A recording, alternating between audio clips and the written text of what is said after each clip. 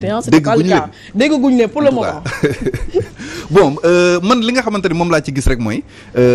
njëkkoon na fi am effectivement comme ni nga ko waxee waaye gis nañu réaction yi li nga xamante ni moom mooy état major politique yi Sénégal xam nga parti politique bu nekk nag sañ ngaa cotiser loo say militant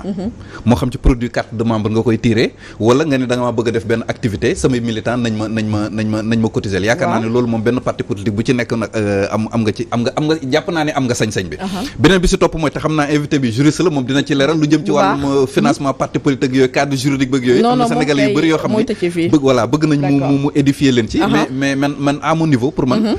wàllu googu noonu xam nga parti politique boo xamante ne da ngay préparer yenn activités yi soxla nga financement boo xamante ni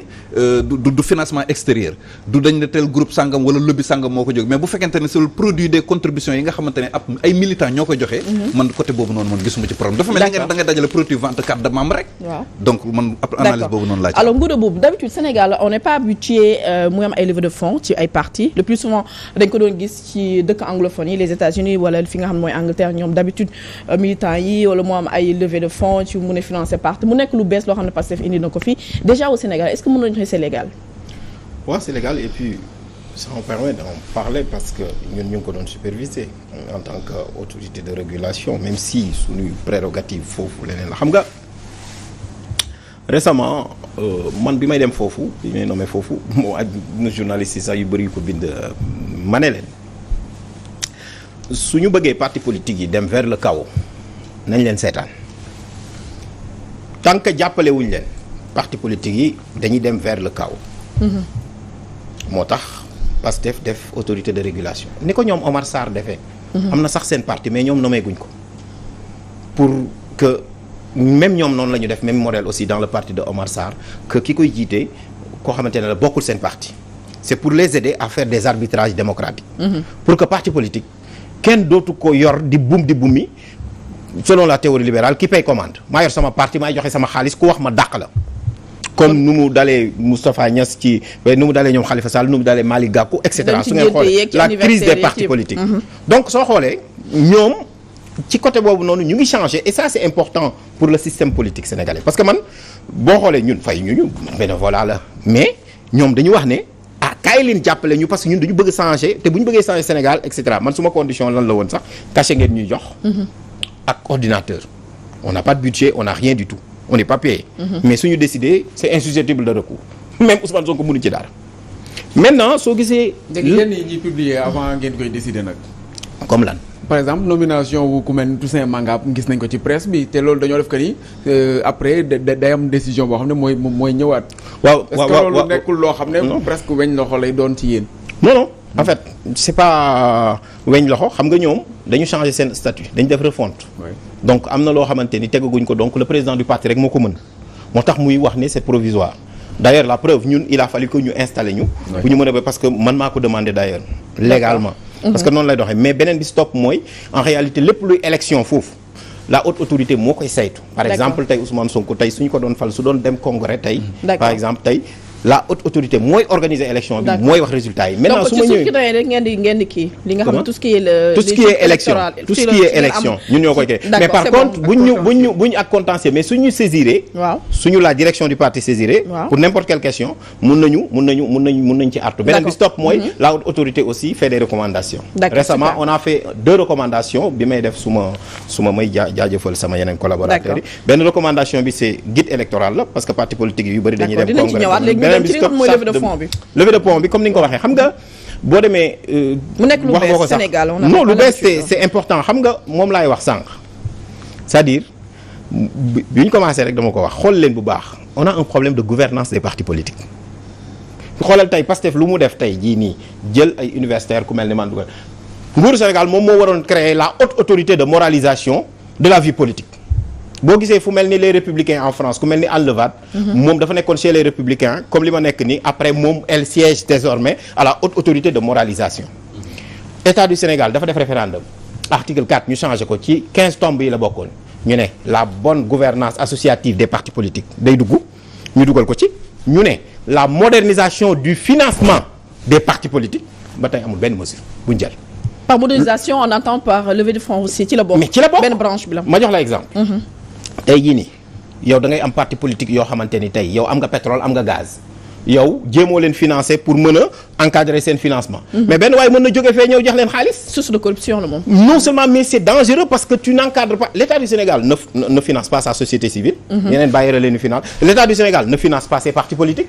L'État du Sénégal ne forme même pas ses leaders ces jeunes leaders même da koy bàyyi ak ñeneen en réalité loolu yëpp carence lañ koy tuddee en droit. c'est-à-dire que tey jii nii waroon na mën a am un système boo xam ni tey par exemple ñu ne parti bu am benn député par exemple war nañ la mën a tey jii nii jël ci benn gafaka boo xam ne dañ la koy jox pour sa fonctionnement. France noonu la yeneen dëkk yi d'ailleurs su ngeen xoolee même devant les journalistes dans les médias parti bi nga xam ne dafa am tant de députés wala tant de représentativité du bokk ak ki mënul dem élection day am temps de parole même dans les médias. Bien sûr. loolu yëpp tey par exemple État du Sénégal jëlu ko moom moo tax ñoom ils se sont inspirés du système américain ba pare loolu xam nga lan la indi. ils sont en train de réformer le système politique par le bas sans peu nit ñi xam ko xam nga la moo tax. parce que li ma doon wax sànq qui paye commande les gens payés par le haut moom moo doon le chef du parti mooy joxe xaalisam ku wax mun la ay noppil. léegi militants yi ñoo joxe seen xaalis. mais ñoom ñoo naan lii la ñu bëgg ñu def ci. droit à la parole. et c'est important xam nga la moo tax c'est important. am na ñoo xam ne kii bu amee mën nañoo joxe ay millions peut-être 50 wala lu ko ëpp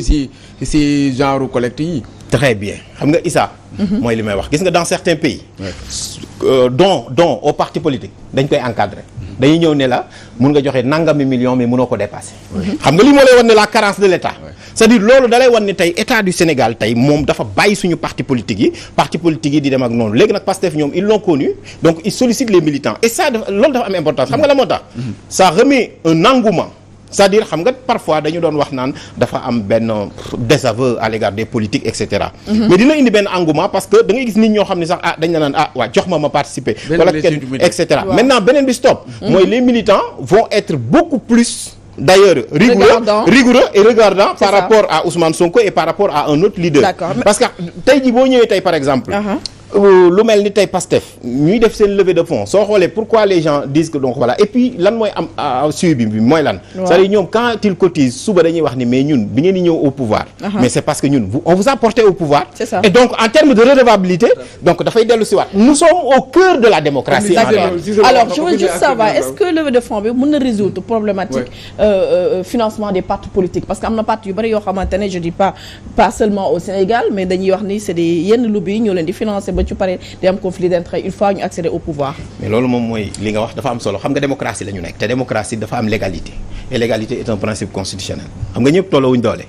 am na parti politique yoo xam ne dañoo am solo ci système politique mais amuñu doole ma jox leen exemple si vous prenez un parti politique comme le PIT le président Amath Dansokho yàlla na ko yàlla yërëm dafa amoon poids bu mu doon peser mais ñëpp xamoon nañ ni son parti bon amul woon benn amuñu woon yenn moyens yi et cetera. ça veut dire que tey li mu ko waxee dafa am solo ba nga xamante ne tey bu État du Sénégal tey ñëwoon réglementé loolu noonu ni mankat dinaa xool les partis yi nga xamante ni tey jii nii mun nañu dem solliciter mais ñi nga xamante ne amuñu possibilité ba boobu maanaam mun na am tey benn mode alternatif xam nga ñëpp duñu Pastef ñëpp duñu Benno Bokk Yaakaar ñëpp duñu Taxawu ñi nga xam ne maintenant mën nañu am benn député ñooñu État du Sénégal ne leen su ngeen mënul def levée de fonds yéen man mun naa leen jàppale ci tàngam c'est-à-dire que yooyu yëpp na beneen bi stop mooy même li nga xamante ne mooy la modernisation du financement des partis politiques tey par exemple mënoon na dem tey ba ñu ni parti politique yi kat mun ngeen a ma jox la benn exemple tey am nañu une question de droit boo xam ne kenn posé ko mooy parti politique yi est-ce que mun nañu leb ci banque.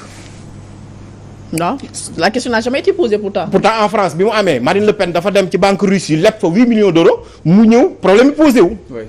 parce que suñu loi dafa ne parti politique comme Pape li mu ko waxee dañ ni don ak lekk wala cotisation wala nga def benn manifestation am ci xaalis loolu rek la loi bi wax parce que loi de 86 la woon 89 ñu changé waat ko nga xam ni loi boobu dafa obsolète même yàgg na donc il nous faut changer n'est-ce pas le mode de financement ni ñu ko waxee ci constitution bi depuis 2016 loolu nag il faut le ministre de l'intérieur toog ci ak les acteurs politiques ñu mën a indi le financement ba pare daf ñuy même préserver contre ñi nga xamante ni tey jii nii mun nañu ñëw dugg ci financement boobu blanchir de l'argent wala def lekk su dul noonu quand même on espère que ni aussi bientôt xëy na di ngeen woote un congrès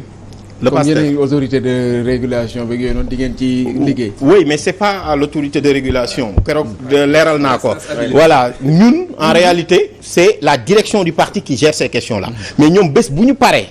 ñoom suñ ñu woowee c'est ñun ñooy organiser ñun ñooy joxe résultat yi yéen daal pare ngeen bu yàgg mais am na lu ma bëgg laaj aussi parce que 2024 ci lañ jëm ku wax levée de fonds aussi di nga wax élection parce que ci lañ jëm déjà muy 333 millions yoo xam ne moom lañ teg ci table ji les militants et sympathisants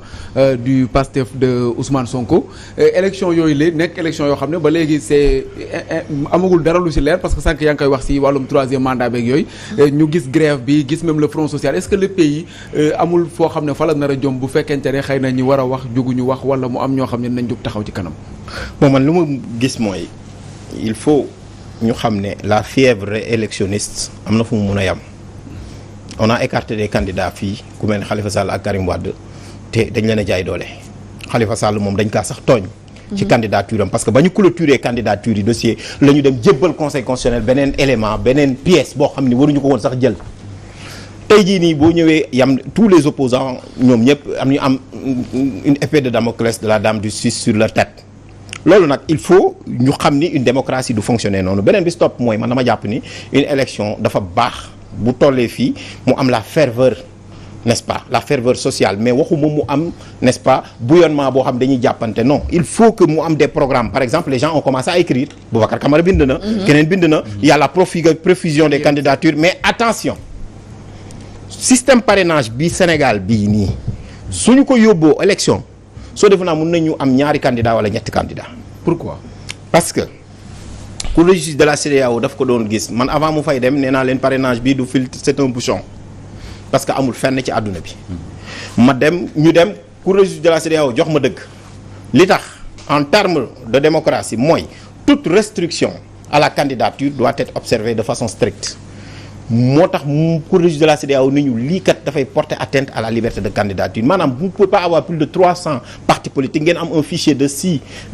millions et quelques ngeen bëgg ko séddale partis yëpp parce que potentiellement ñoom ñëpp mun nañu dem tey fichier électoral bi dem na presque à 7 millions ci élection